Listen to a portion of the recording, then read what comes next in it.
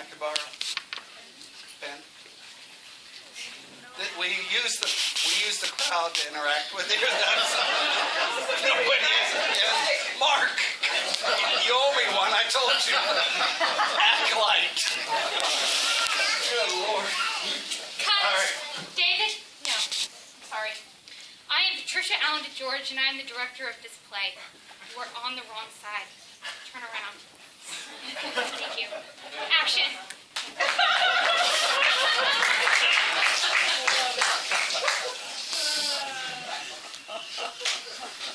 Okay. A little seriousness here, people. Okay. Dear Brother Louis, somewhere in England, December 1943.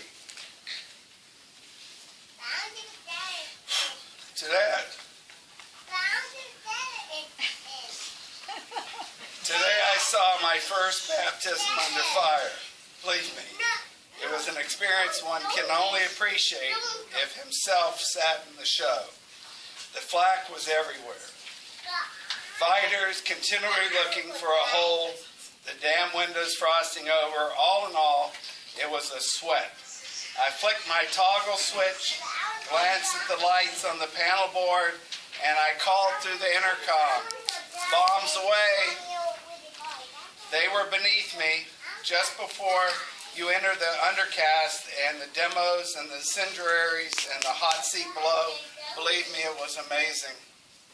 We must have been about a few minutes on our new heading back home in our B-17 when the forward squadron caught a burst of flak in the second engine. It immediately caught on fire, and soon parts of the wing and the fuselage tore apart and flew off. Then the plane exploded. Pieces flew. Imagine a toy plane like we used to play with, flying around above you. Lou, then suddenly it tore apart.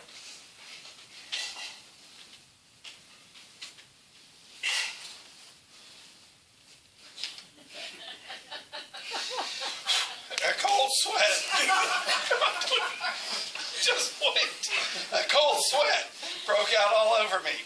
Even after the last particle had gone, I sit there and I stare, where seconds before a bomber was and now was no longer.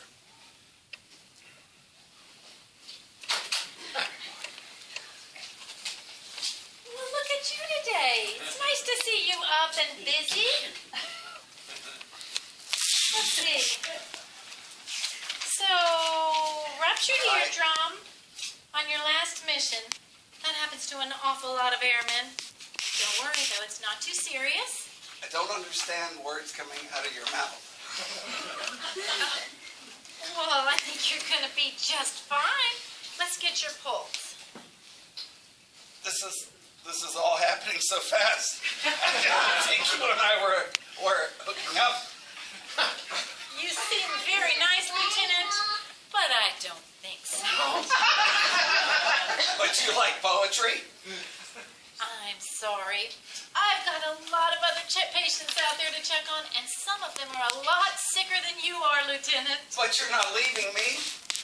You know, it might be hard for you to believe, but I've got a lot to do today and a lot of sick patients. You're going to be just fine. But I love you too.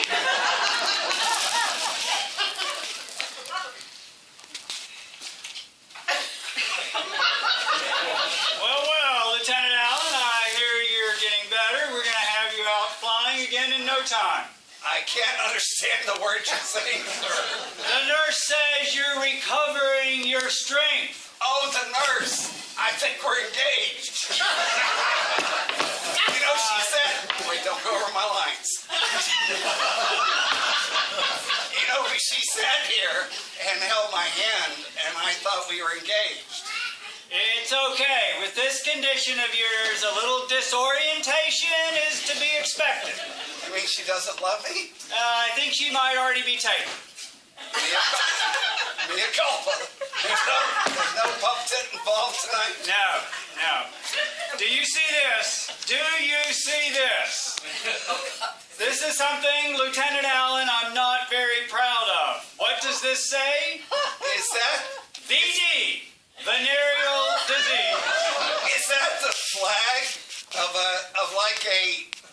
like a summer camp? Wait, no. Is that the flag that I remember from my childhood when my brother used to talk about how we had this little camaraderie of friends? Let me finish. How my brother used to tell this story all the time. How he would raise a flag, and at the bottom of it, it would say President David Allen. Is this the flag you're talking about? Venereal disease, gonorrhea, syphilis. This is not any laughing matter. Oh my God!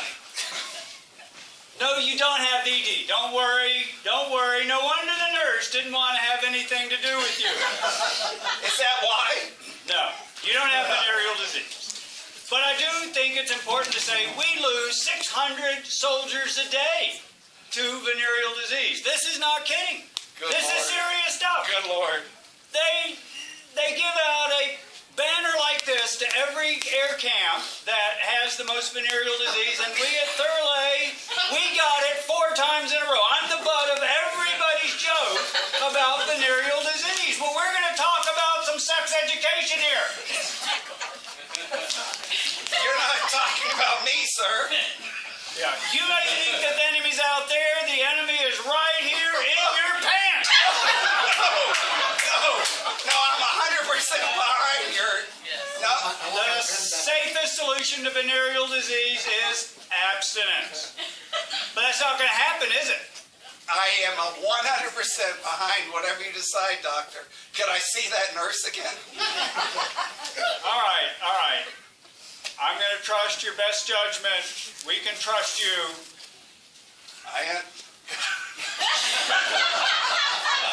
Wait, I got a line here. Okay, I understand, doctor. You don't have to worry about me, doc. I'm 100% behind. Goodbye, doc. Oh, he's already left. That's it.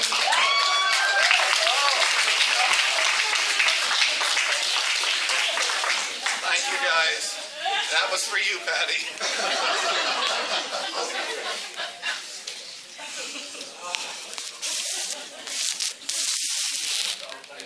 So we're short one. So we'd like a volunteer. Volunteer. Me? Yes. I don't have a lot of time to catch you up. World War II. And you're on a B-17. That's an airplane. So you're the navigator. Here's your script. And we also need another 4 volunteers. Another 4 volunteers. Yeah. But don't have to know anything? Yes. Another 3 volunteers. Another 3 volunteers. Oh, come on.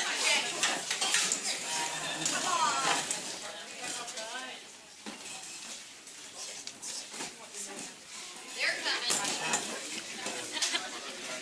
I see my friend Bailey. She looks like she's like a couple. Yeah, they like you look too.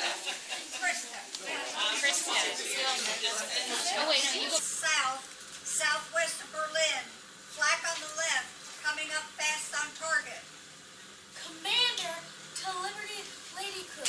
Okay, fellas, we're getting close. Everyone check in. Dale Gunner, R.B. Trumbull, 18 years old, from Kalamazoo, Michigan. Check. Mike Latham, Joe Paul, 19 years old, from the class. Next, Wisconsin.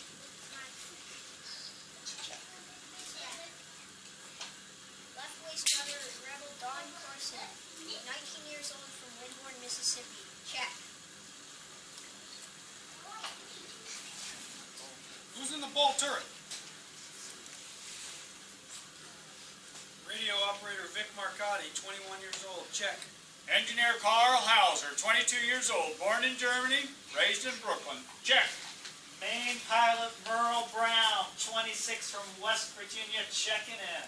Pilot and commander of the B-17 Liberty Lady, Charles Smith, 25 years old, checking in. Navigator Stan Buck, 28 years old, from Portland, Oregon, checking in. Bombardier Herman Allen, 27 years old, from Spokane, Washington. Check in. 27 years old. Dang, you sure you're okay up there, Grandpa Herman? I'm just fine. Try not to wet your bed back there, RB. Pilot to bombardier. Okay, Herman, don't tease the kids. We're going into our bombing run. You're flying the plane now, Herman. She's all yours. Bomb bay doors open. Make it count, Herman. Bombs away. Right on the money, Herman. Someone's gonna wake up with a headache. Okay, crew. Let's head home. Change course 15 degrees left. Heads up, everybody. The flag stick and be on the lookout for enemy fighters. Bombardier to crew. They're coming in. I count 11 bandits, 12 o'clock high.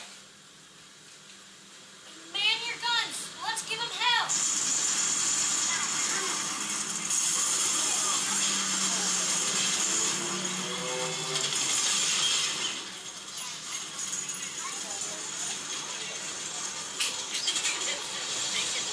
What the hell is that? We're hit! We're hit! Number 2 engine on fire. Pump fuel, number 2 engine. Make sure those fire extinguishers are working. If we don't put out the fire, we'll lose the wing. Looks like we caught one in the fuel tank. We're losing fuel fast. We're slowing down, starting to lose altitude. You're in charge. Do something.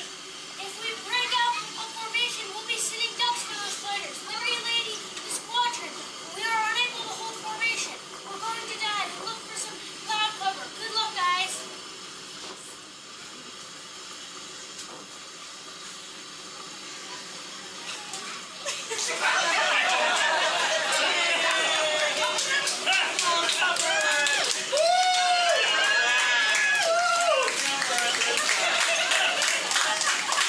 Not for those clouds. We'd be dead meat. That doesn't sound good. Maybe we should just bail out. I've heard what the Nazis do to Jewish POWs. Let's make for friendly territory. Navigator, any chance you can figure out our position and heading? We don't have maps beyond the target area. We're headed north, that's all I know. This whole region is crawling with Germans, except for Sweden. That's our only hope. I see an island ahead. Don't think we have enough fuel to get much further. Okay, crew. We don't really know where we are, but we're going to make an emergency landing on that island ahead. Assume crash positions.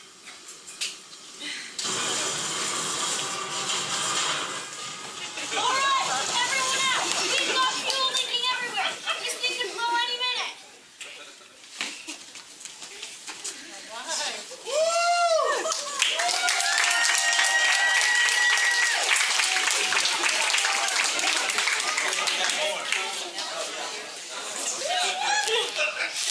So everybody's trying to screw the same waitress.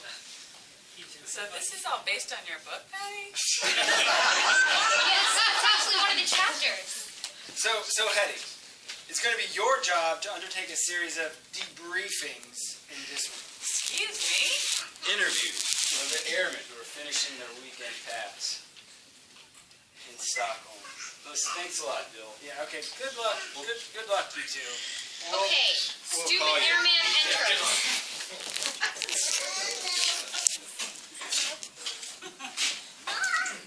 Here's our first contestant. Have a seat, son. Take this man a seat. So, you tell us your name and give us an account of your weekend in Stockholm? Yes, sir. Yes, sir. My name is Sergeant Nathan Wilson. I was a gunner on the B-17 Fertile Myrtle. I like that. Fertile Myrtle. We got shot up over Hamburg, and we crash landed in Sweden. Since then, we've been interned at a ski resort up in Rättvik. Great area. Well, me and some of my buddies got a weekend pass and headed down here to Stockholm a few days ago, and well, I'll tell you what. Now we're getting there. I've never seen so many beautiful women in my whole life. Cut. Nathan, you need to know how much you love these beautiful women. A lot. Try it again. I need to know how much Gosh, you love just these so much. Okay. Good. Perfect. What's next? What's next? Herman. Yeah. So good. All right. So it's like shooting fish in a barrel. These women, right? Okay. So you meet anyone interesting up there? Well, one night we were out at the club, and there was this nice little guy named Johnny Lonegren. Write it down. He's some kind of Swedish doctor, but boy does he love to party. He was buying drinks for all the airmen, and when the club closed, he invited us all back to his apartment. He had a lot of Swedish girls. Yes, I like that. Did you maybe take a liking to anyone in particular? Well, yes, there was one beautiful blonde Swedish girl named Annika, and she and I just talked all night. Talked, huh? Cut. Nathan, I think your mom is playing Anika in the next scene. Is that weird? No, it's perfect. Perfect. So, what did you guys talk about? Well, I was pretty sauced. I don't remember. Think hard, Sergeant. It's important. Did this Anika ask you any questions? Well, she was really interested in airplanes, and she already seems to know a lot about them. The bomb sight, the navigation. She wanted to know all about my job and my base back in England. Every little detail. It made me feel like she was really interested in me as a person, you know? Did you have any intimate relations? Well, you know. Hey, please make note. Next to Anika's name, Will Shack. Yeah, Will Shack. Yeah, it's important to know which of the spies will shack. Spies? Spies! Yes, Anika, if that's even her damn name, most likely works for the Germans and was pumping you for information. Oh, God. I'm so sorry. I just had no idea. It's hard to keep your head on straight in these situations, I know, believe me. So next time you see Anika, I want you to pretend like you're really happy to see her. And everything is hunky-dory. Then when she starts asking you more questions, I want you to feed her some false information I've written on this piece of paper. Oh. That's the false stuff. Perfect. Well, what if she wants to, shack again? You can do it for your country, son. Yes, sir. Thank you, sir. Thank you, Airman. Well, I think this Dr. Lonegren is worthy of a visit. See what we can find out about these beautiful German spies while we're at it. I hate them taking advantage of my men. But, in the meantime, Eddie, what do you say about a short snort? Well, I got one drink, couldn't hurt. Yeah, couldn't hurt. That's a mistake.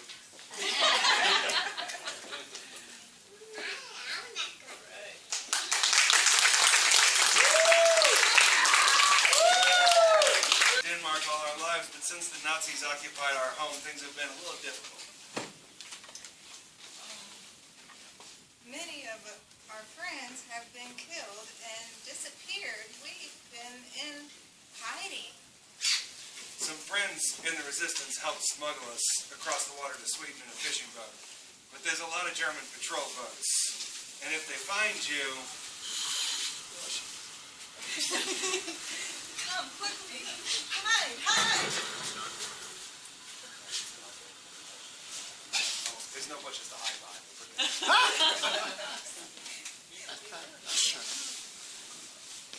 Come, Hannah, I think it's safe now.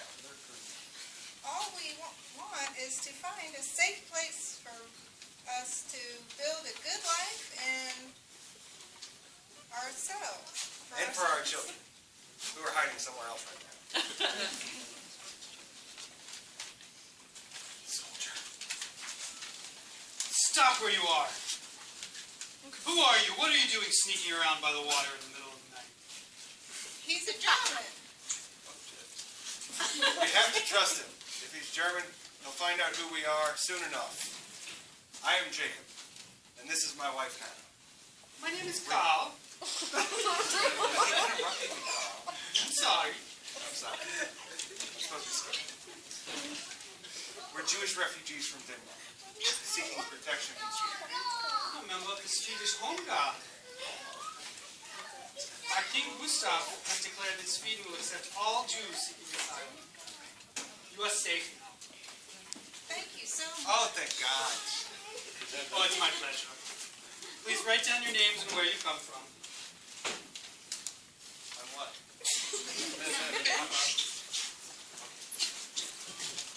Now you must register with our immigration department.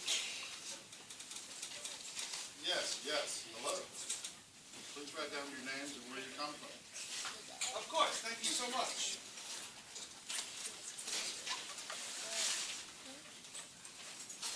All seems in order. You may enter Sweden. Good luck. Thank you both.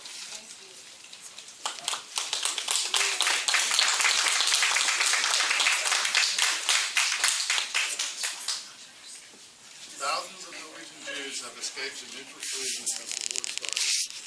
We keep very good records. Unfortunately, it's very hard to Swedes during the war. You can barely find real coffee anymore, and alcohol is strictly rationed.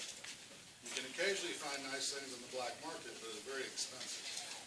Most of my coworkers would be horrified if they knew, but I have found a way to make a little extra money selling the names.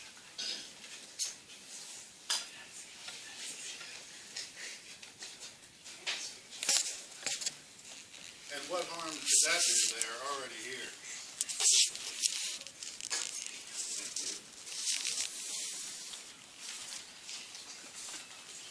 Hello. My name is Johnny Lerngren. I'm Swedish, and I went to a very good school, got a very prestigious education, and I've worked for very reputable newspapers here in Sweden. Cut. You're supposed to have a Swedish accent. I'm from Sweden. Really? I spent all this money for you to go to Harvard, and this is what happened. This is what you gave us.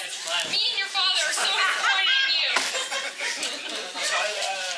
I'm not very good at accents. I'm more like a behind-the-scenes kind of person. You went to Harvard. I'll do my best. Okay. Sorry. I'll bet that wasn't the script. So I'm from Sweden, and I've worked at a very reputable newspaper here in Sweden, and a lot of people don't know this about me, but I've been a little sympathetic to the German cause for a long time. That's turned very profitable for me.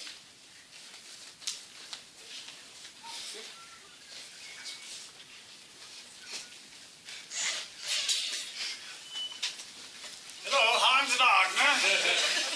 I heard you have some names for me. Yes. Very good. Yeah. We can't do anything to the Jews who have already escaped here to Sweden, but not yet at least. But we can punish their families back home, and this information will also help us discover exactly where the Jews are escaping from and who is helping them. They'll have a nice surprise waiting for them next time. Thank you very much for your service, Doctor. I expect to receive a similar delivery next week. Enjoy your evening, Doctor.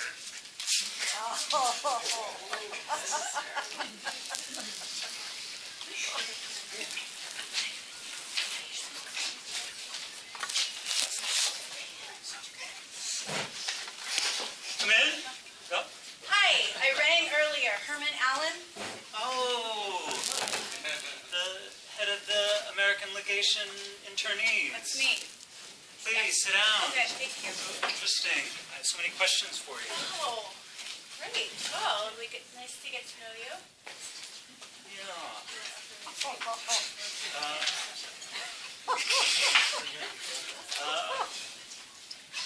Oh, is that a short snort? Yes, let me offer you one. Well, I am on duty later, but I'll go for it. Cheers, skull. Oh yeah, to all the pretty ladies. Speaking of the pretty ladies, I should introduce you to some of my Swedish friends sometime. Oh, no time like the present. Oh, we're going to get on great. Hold on just a second. All right. Ring. Hello? Annika. You're Johnny Lonergren. You're here mit min good van Herman Allen. American. John Wayne. Come mit Ilsa, Ingrid, and Norman Schnaps. Know anybody named Hedwig? No. Ciao, Annika. So who's Hedwig? Oh, Swedish? she's just a secretary back at the legation. She types notes for us. Hold on. Knock. Come in.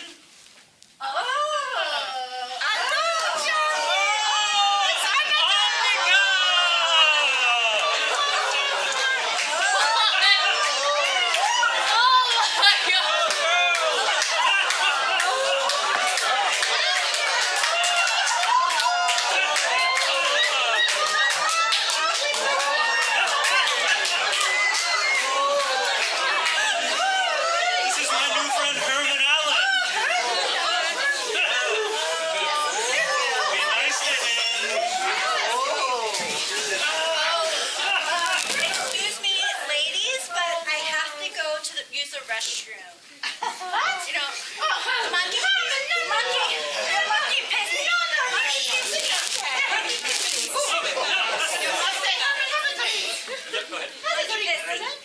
Oh.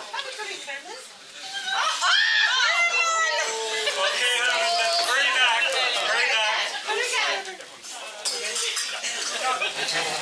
I know, the big old swimmer's toe.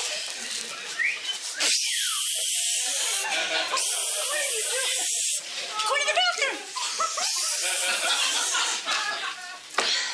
Oh, now's my chance. This is Johnny's bedroom. Yes. Now we can see if he's really a spy. Oh, look at all these papers. Oh, I think he might be working for the Germans after all. Look at this. List of refugees entering Sweden seeking asylum. It has to be it.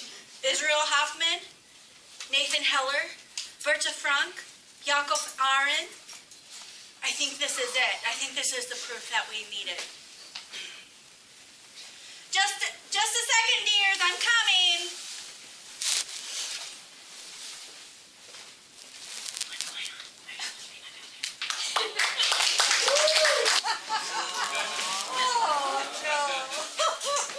Oh, Herman, I'm so happy we're getting married right here in Stockholm.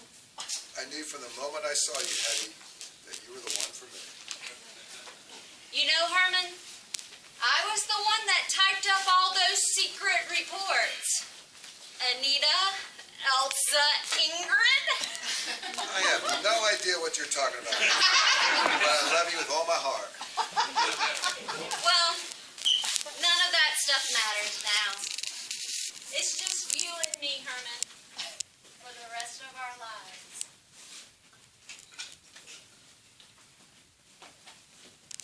Oh, I don't believe it.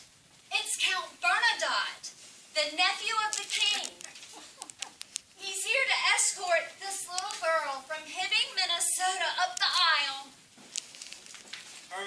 friend, you're the second luckiest man in all this. Please accept this sword as a gift for your service to your country and your overwhelming service to the women of ours. And I, the Countess Bernadotte, present you, Hedvig Johnson, with this lovely decanter, engraved with a map of Sweden. May you always remember your time in our beautiful country. This would make a great book.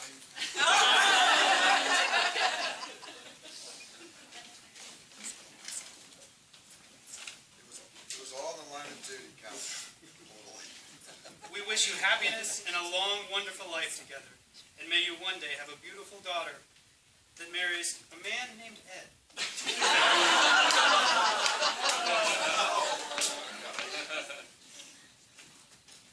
It's time.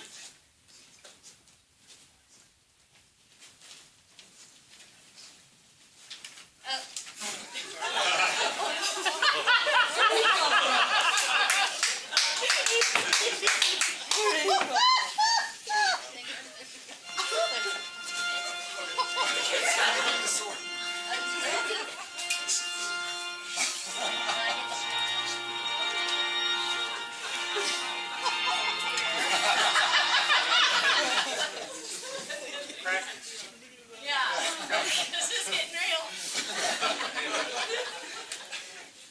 Dear friends, on this day of January 18th, 1945, at a time when the world seems torn apart by evil, there is nothing more heartening than to witness true love bloom. You may read your vows. I, Hedvig Johnson, in sickness and in health, do take you, Herman Allen, to love and to care for all the days of my life. You know, that could be as many as, I don't know, 60 or 62 years. Yeah, I do. And I, Herman Allen, being of reasonably sound mind and body, do promise to love you, dearest Hetty, to the end of my days and beyond.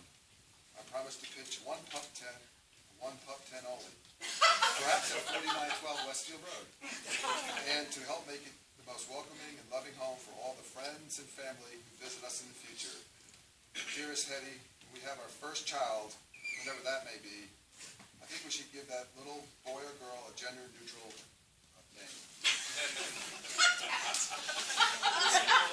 How about that? It works either way.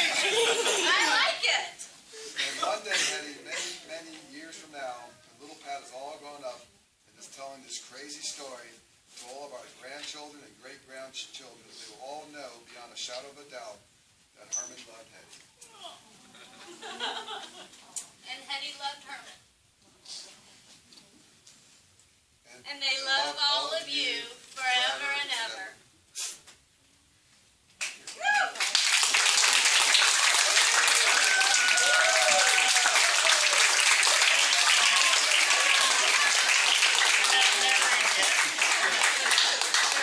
By the power vested in me by the Church of Sweden, I pronounce you, Herman, and you, Hetty, man and wife. Go with the force. That was Herman's thing. All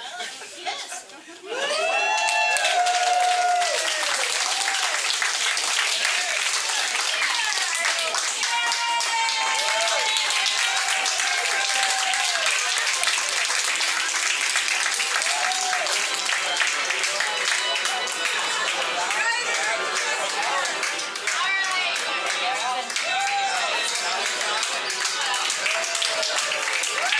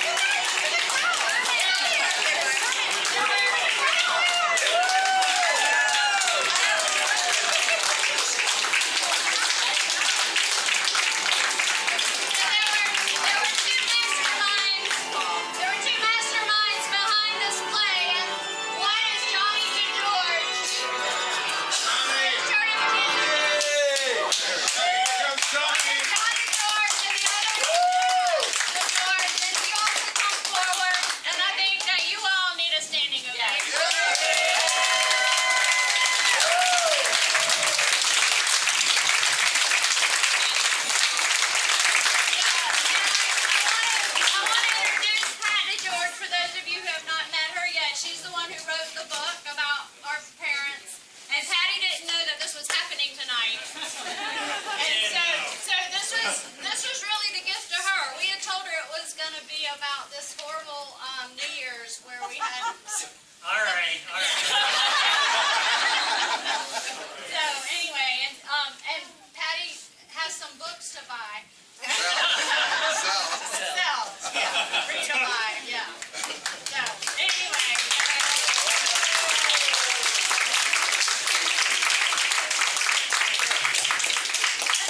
So take a little break, and we're gonna get the guitars out, and we're gonna start singing.